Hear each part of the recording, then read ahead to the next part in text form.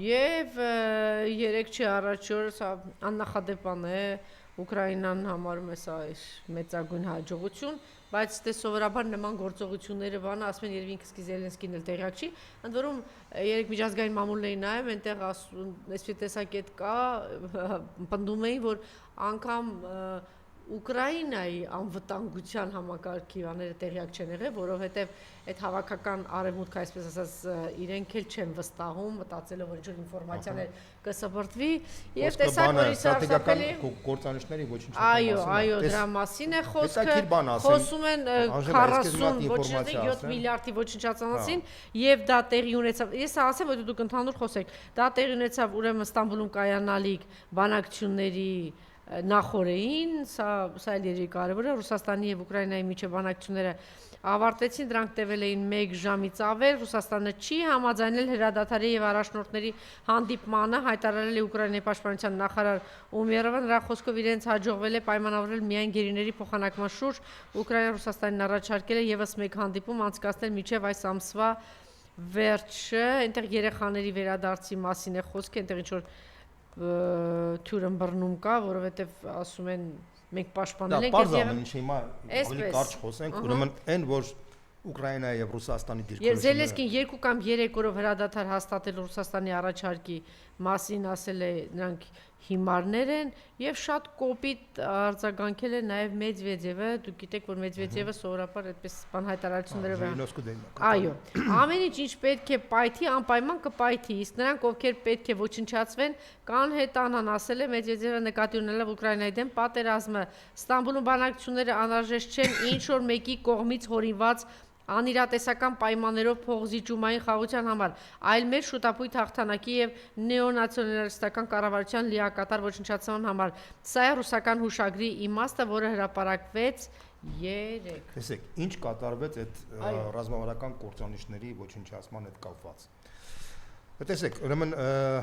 Դոնալդ Թրամփը, եթե հիշում եք, միշտ նշում էր, որ Ուկրաինան պետք է անպայման համաձայնվի ինչ-որ ձևի կոմպրոմիսի գնա ռուսական կողմից, որտեղ Զելենսկին չունի խաղաթղթեր, ուժեղ խաղաթղթեր չունի։ Եթե դու չունես ուժեղ խաղաթղթեր, դու ստիպված պետք է կոմպրոմիսների գնաս։ Հակառակ դեպքում այն ուժեղ կողմը ավելի շատ բան կարա քեզանից վերցնի։ Դա քաղաքագիտության եւ դիվանագիտական աշխատանքի ալֆա եւ օմեգա է, բոլորը հասկանում են։ Բայց այդ եվրոպական երկրները, որոնք միշտ բացասական դեր են կատարել, իդեպ ասեմ մեր ժողովրդի վրա են շատ բացասական դեր կատարել 100 տարի առաջ, խափելով ժողովրդին, որ մենք գանք ձեզ կօգնենք, բան հետո ինչպես միշտ գցել են։ Նույն ձևը իրանք խափեցին վրացիներին, խափեցին բոլորին, հիմա էլ ուկրաինացիներին իրանք տալիս են, այսպես ասած, կուտ են տալիս, որ մենք կգանք աջակցենք բան, իրանք այդ եվրոպական ժողովուրդները արդեն ցավոք սրտի եմ ասում, իրանք մի հատ այլասերման դաշտ են անցել, այլասերման բան են անցել։ Իրանք ոչ նորմալ կանոնավոր բանակ կանոնան, ոչ նորմալ ռազմավարական համալիր կանոնան։ Իրանք դարձել են մաքուր սպառողական ժողովուրդներ, այլասերված եւ շատ էգոցենտրիկ ժողովուրդներ են դարձել եւ իրանք խիստ բացասական դեր են կատարում այդ իմաստով միջազգային հարաբերությունների մեջ։ Իդեպ ասեմ, որ առաջին համաշխարհային պատերազմը ծնվել է Եվրոպայում, Գերմանիայի կողմից, երկրորդ համաշխարհային պատերազմը ծնվել է նույն Եվրոպայում, նույն Գերմանիայի կողմից։ Գերմանիայի կողմից թե Մեծ Բրիտանիայի ով էր ծնում, հիշեք։ Սենց ասեմ։ Ով էր ծնել։ Այդ ամենը սնելը մի կողմ թողնենք, բայց երկու համաշխարհային պատերազմը ծնվել է Եվրոպայում եւ հիմնականում Գերմանիայի կողմից։ Այսինքն դա ինչ է նշում, որ այդ Եվրոպայի կենտրոնում կա գենետիկորեն կոդ պատերազմ հրահրելու համար։ Դրանք անպատասխանատու մարդիկ են, որոնք առանց հաշվարկների, առանց նորմալ բաների եւ իրանք ինչ են անում։ Իրանք փորձում են անընդհատ թույլատնել Ռուսաստանը, իրանք խրախուսում են Ուկրաինային, որպեսզի Ուկրաինան այդ իրանք հակամարտության մեջ մտածելով, որ իրանք պայքարեն Ռուսաստանի հետ ուկրաինական զինվորների միջոցով, այսինքն իրանք զինվոր չեն կորցնում, բան չեն կորցնում, բայց Ռուսաստանը թույլանում է ուկրաինացիների միջոցով, ուկրաինացիները դառնան իրանք համար միս, բարից բուն իմաստով։ Սա շատ կարևոր խնդիր է, որ մենք հասկանանք։ Հիմա Թրամփը դա այն եզակի գործիչներից մեկն է, որ ասում է Ժորժ ջան, այս ամեն ինչը գնալու է երրորդ համաշխարհային պատերազմ։ Դուք ուզում եք երրորդ համաշխարհային պատերազմ։ Կարծում եմ, որ ոչ մեկ չի ուզում, չէ՞, երրորդ համաշխարհային պատերազմ։ Բայց ես մի բան ասեմ, եթե այս եվրոպական լիդերները մնան իրանց տեղերում, 100% լինելու է երրորդ համաշխարհային։ Փոխվեցին, բայց ավելի խայտարակ։ 100% լինելու է։ Ես չգիտեմ կլինի դա 2 տարի հետո թե 3 տարի հետո 100% եմ ասում, որտեղ այդ մարդիկ բացարձակ անպատասխանատու մարդիկ են, բացարձակ սրիկաներ են, բացարձակ իրենց շահերից այնքան ոչ մի բան չեն տեսնում։ Դրանք բարից բուրի մաստով սրիկաններ են, որոնք ես նույնպես եմ ասում, վաղը մյուս օրը դրանք պետք է կանգնեն Պոզդամ նոր Նյուրնբերգյան դատավարության առաջ, որպեսզի իրենք միլիոնավոր մարդկանց կոտորեցին, քրիստոնյաներին կոտորեցին միջին արևելքում։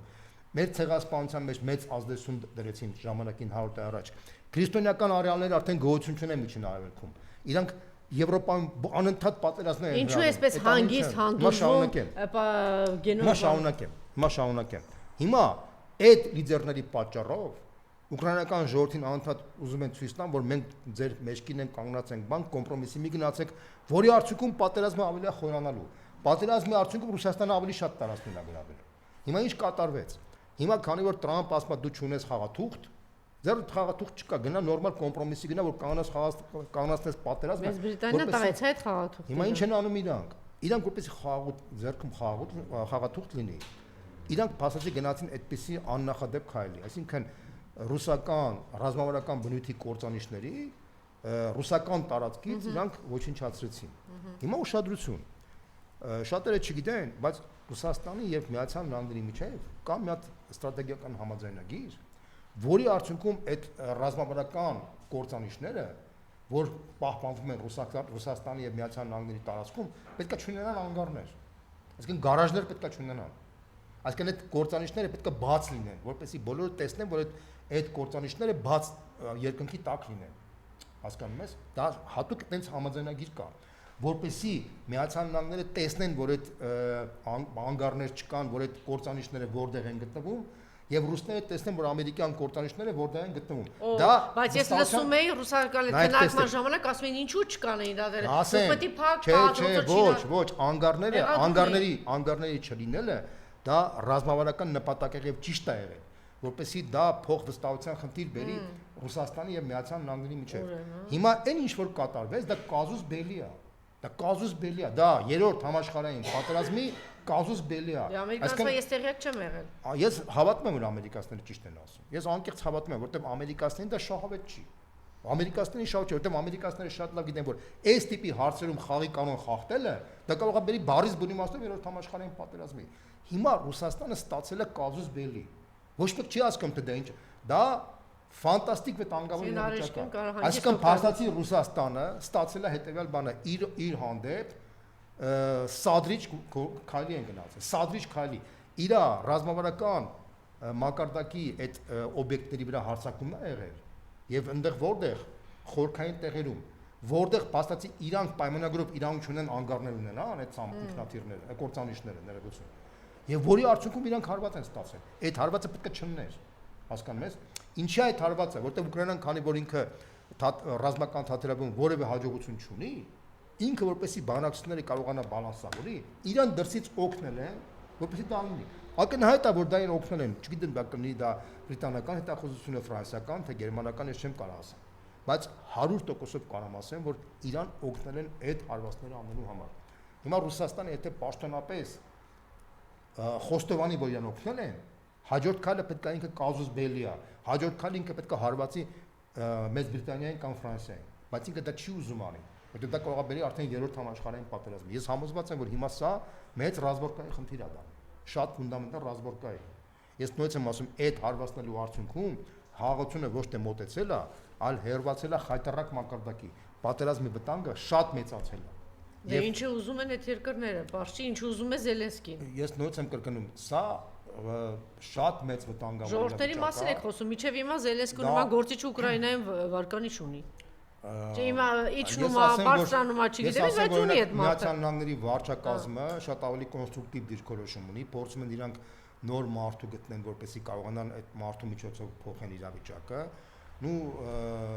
Խոսակցություն կա, որ այնուամենայնիվ փորձում են Յուլիա Տիմոշենկոյին խաղի մեջ մտցնել, որտեղ Յուլիա Տիմոշենկոն այն գործիչն է, որը այնուամենայնիվ ունի նաև վստահություն նաև Ռուսաստանի մոտ, Պուտինի մոտ, բայց իր վարկանիշը մոտավորապես 10%-ի չափ է, բայց այդ վարկանիշը գիտես ինչ, այդ վարկանիշը ցանկացած պահի կարա օգտագործվի, եթե դու իրավիճակը փոխես։ Բայց նաև արևմուտքը ուրիշ։ Եթե եվրոպական երկրների լիդերները այդ սրիկաները չլինեն, 100%-ով կարամ ասեմ այդ պատերազմը շատ արագ բայց այդ սրիկաները ավելի բան սրիկաների արկայությունն է, որ եւ Մեծ Բրիտանիայում եւ Գերմանիայում այդ սրիկաների արկայությունն է, որ թույլ չի տալի որ պատերազմը կանգնեցվի։ Մենք բոլորս պետք է հասկանանք, որ պատերազմների ես մի բան ասեմ ձեզ, էլի, այս պատերազմների ողբերգությունը հենց դրանով է պայմանավորված։ Եթե չնային այդ մարդիկ, հիմա դրա համար ինչի՞ է Տրամպը մաքսիմալ նենց անում, որ այդ երկրներում կոնսերվատիվ հեղափոխություններ լինեն։ Իդեպ ասեմ, որ անցած Կիրակի Լեհաստանում եղավ կոնսերվատիվ հեղափոխությունը։ Ռումինիայում թույլ չտվեցին։ Ֆրանսիական հետախուզությունը եւ բրիտանական հետախուզությունը ամեն ինչ արեց, որպեսզի կանգնացնեն այդ կոնսերվատիվ գործին, որի արդյունքում բերեցին գլոբալիստի։ Հիմա ամբողջ եվրոպական երկրներում այդ պայքարն է գնում։ Եվ պայքարը իրականում, ես ասում եմ, դա խաղաղության եւ պատերազմի պայքար է։ Այն մարդիկ, ովքեր որ կոնսերվատիվ դաշտը պահանջում է որ լինի խաղաղություն եւ կոնսերվատիվ Եվրոպան փորձում է լեզու գտնել Ռուսաստանի հետ։ Եվ կարծում եմ, որ եթե այդ կոնսերվատիվ Եվրոպան չկայացավ եւ այդ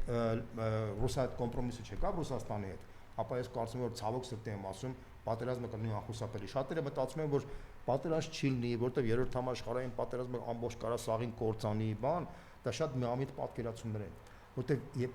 համաշխարհային պատերազմները չեն պլանավորում։ Համաշխարհային պատերազմը անսպասելի են գալիս։ Դա ամենամեծ կարևոր այսինքն այդ անսպասելիությունն ամենավտանգավորը, որը ոչ մեկ չի զգում, ոչ մեկ չի ուզում, բայց կարող է ինքն առաջանա, որտեղ տենց իրավիճակ առաջանա, սա է ամենախնդիրը։ Շնորհակալություն։